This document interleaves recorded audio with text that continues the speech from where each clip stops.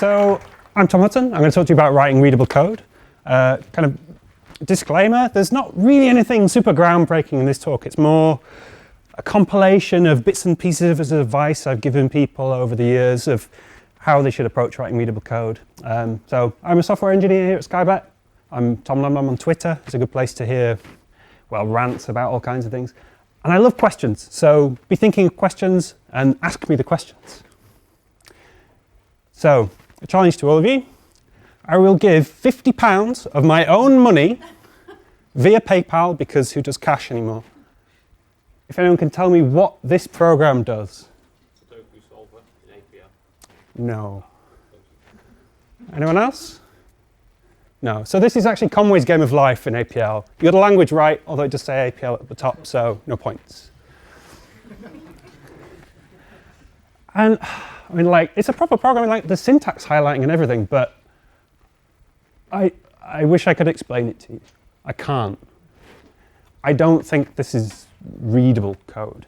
It might be if they actually understand it and they have the right keyboard with like twice as many keys, but I don't think it's readable code. This, on the other hand, is some code written by Donald Knuth, which his website said that's how you pronounce his name. And I've got this quote from the top: programs are meant to be read by humans, and only incidentally for computers to execute. Which is something I think about a lot. I mean, if that wasn't true, surely we'd all be writing either APL, or maybe we'd be writing assembly or something instead, because that would be the most like efficient thing for the computer to do. But it's not true. We write code for humans to read. It's the machine code after it's compiled, that's for the computers to deal with. So this is kind of a port of the Linux command line tool WC, which counts lines in programs. As you can see, it's just full English prose most of the time, and then a few bit of snippets here and there. And there's even comments of like, we must include standard I/O definitions since we want to send formatted output standard out standard error. But who's ever actually written a comment that says, why are you including standard I/O.h? Because like basically every C program has that included, right? So these are the kind of two extremes, and I would advocate for somewhere in the middle of these things. So a few really, really simple things. But before we even get to code, although there is some code here, something I want to talk about is folder structure.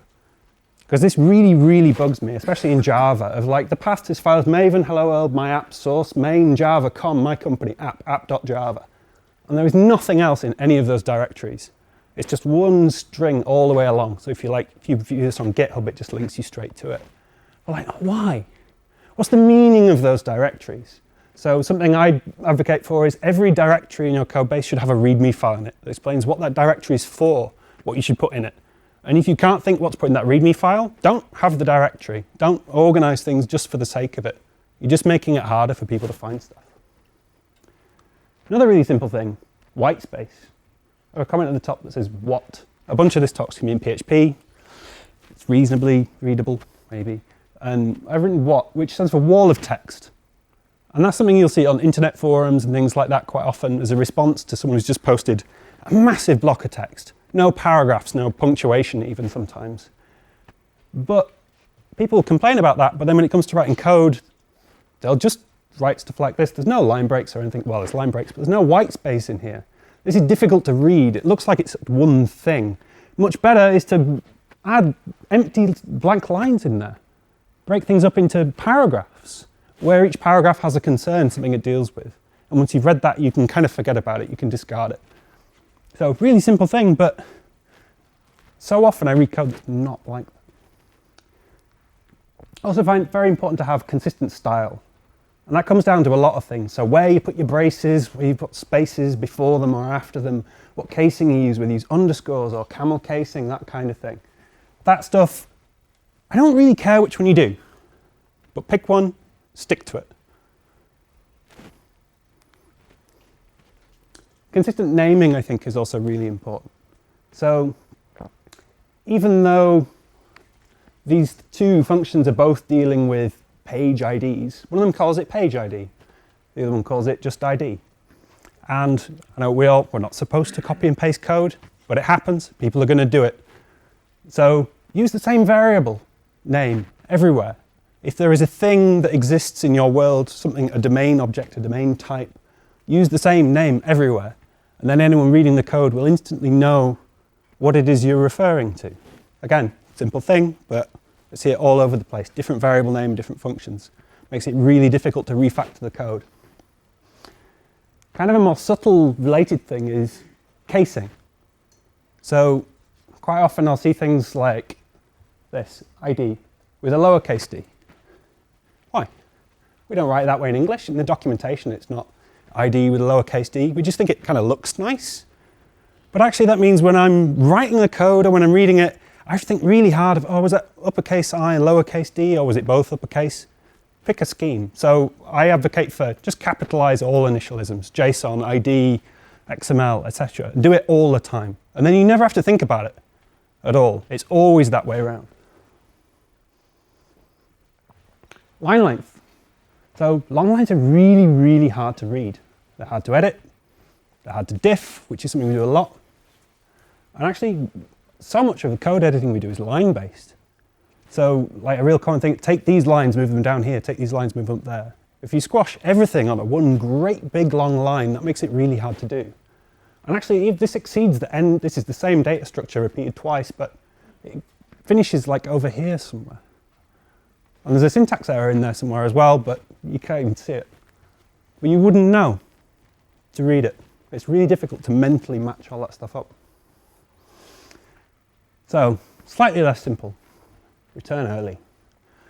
This is kind of a horrid mess, in my opinion at least. There's a lot of nesting, there's a lot of indentation, and I've kind of omitted the actual thing that this function is supposed to be doing.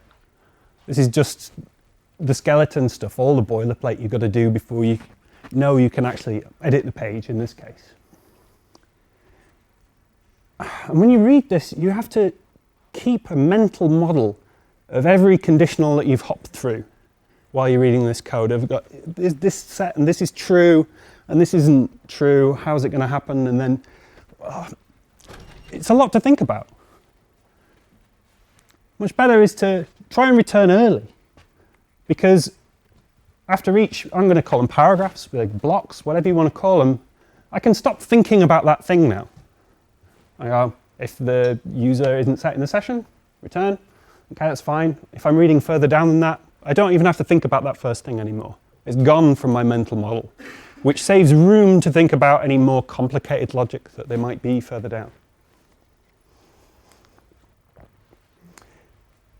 Another thing, another conversation I've had a lot is people have this weird expectation that comments have to be terse. It should be one line just at the beginning. This is something I pulled out of the source code for Go. And I picked on it because it's a 3-line comment for a 3-line function, which is not that unusual in the Go source code, but in most code that I read day to day, very unusual. Usually you get like maybe half a sentence at the top of a 50-line function that kind of half tells you what it is. Like, why? Practically tell a story with your comments. Explain why you did things, what decisions were made and why you didn't go an alternate route. The worst thing that happen is someone has to scroll past it if they're not bothered. But at some point, someone's going to come to this code and go, not understand some terse comment. Much better to just write plain English in the same way you would in documentation that we were going to publish to the internet. And also, along those lines, I think documentation for the code should live with the code. I see a lot of people maintaining these things separately, and they inevitably get out of drift and people stop using the thing. Write your documentation as comments, that's what they're there for. And along the same lines, don't comment the how something's done so much, unless it's complicated, if it's an unusual thing to do. More focus on the why. So this is a snippet for some code that is quoting a string in Go. And here I've got is u2028 blah blah blah. The separated runes are not valid in JavaScript strings, so they must be escaped. See this URL for more details. And without that comment there, this is just meaningless, really. Like, why those particular 2 Unicode code points? Why am I picking on those? Why are they getting special treatment? Doesn't make sense. But so often I would see that as a comment that just said, if it's this one, then write escaped. I can read that from the code. So, like, tell me something I don't know. Another thing I see a lot is over-abstraction. There's a really, really nice quote from John Carmack, who used to work at id Software, now works at SpaceX? I don't know. Or does he work on Oculus? Or both? He has his own space thing and he works at Oculus. He's crazy smart. Which is abstraction trades an increase in real complexity for a decrease in perceived complexity. And it's not always a win. Like, you might think your code is simpler because you've got this lovely, beautiful, elegant abstraction that you've written. But actually, it is more complicated. It's unavoidably more complicated. Might not look it, but when it's broken and you need to fix it, it is. If this thing doesn't work, could be in here, could be in here, could be in here, but it's probably going to be in here, the last place I look.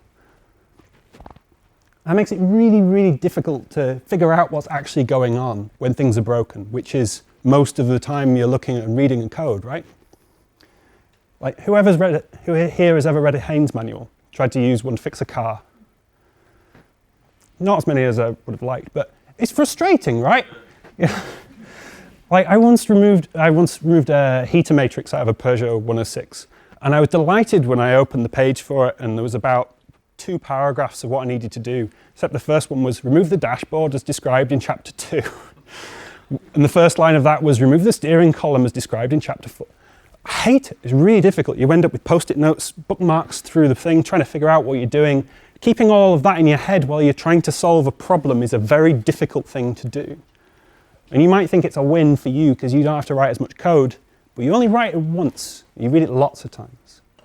For PHP specifically, I have like kind of an alpha quality tool I've written called flat class, which is up on GitHub, which at runtime takes any object and prints out a class that's flattened.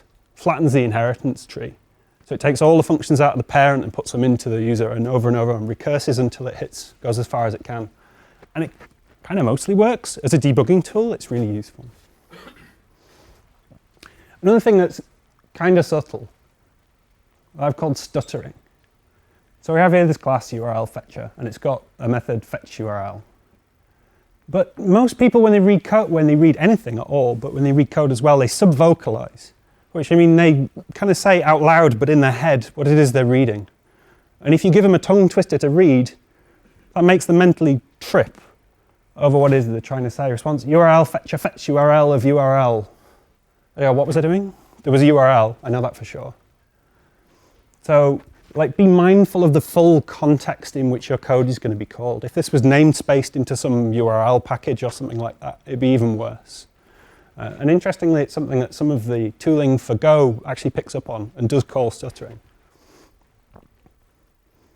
So, comments are all well and good. But sometimes there's actually an easier shortcut to this. So, occasionally it's necessary to know if your output is a TTY, if it's a terminal, or if it's a file redirection thing or something like that, if it's a pipe into another program.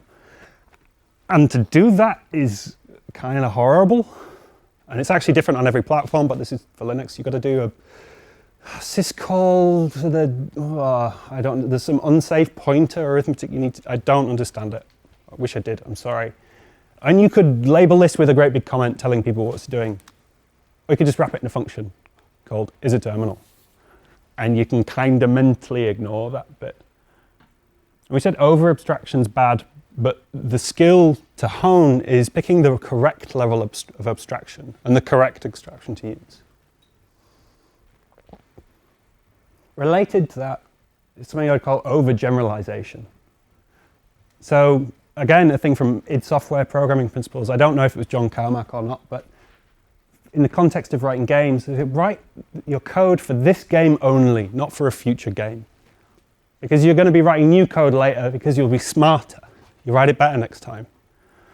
So in this example, I've got a function for validating usernames, and it's using a string validator, which is all very pretty, and it supposedly hides the complexity and that kind of thing. Except I don't know what it's doing. I have no idea. If this doesn't work, I'm straight into a different file. I've got the Haynes Manual problem straight away, trying to figure out what's going wrong. And there's a lot that can go wrong. And it's not portable anymore. Why not just write the code? So a new starter to your company who doesn't know your framework, doesn't know your code base, knows what this code does straight away. They don't know what that does because they've never come across string validator. Because you thought you were being clever, which, you know, programmers like to be clever. But actually much better is just to be stupid, because anyone can understand that. It's like simple.wikipedia.org instead of en.wikipedia.org. Much easier to understand. And there's a really nice quote from just some random person on Reddit, I don't know, which is, an hourglass has more moving parts than a complicated wristwatch, which is something that really resonated with me. Because it's true, there's thousands of grains of sand, but they're all really simple. You don't need to think about them. You don't think, what does this particular grain of sand do? And there's a similar thing there where having, admittedly, slightly more code doesn't make it more complicated if the individual pieces are less complicated. I did say there was nothing groundbreaking, and that's the last thing. Thank you.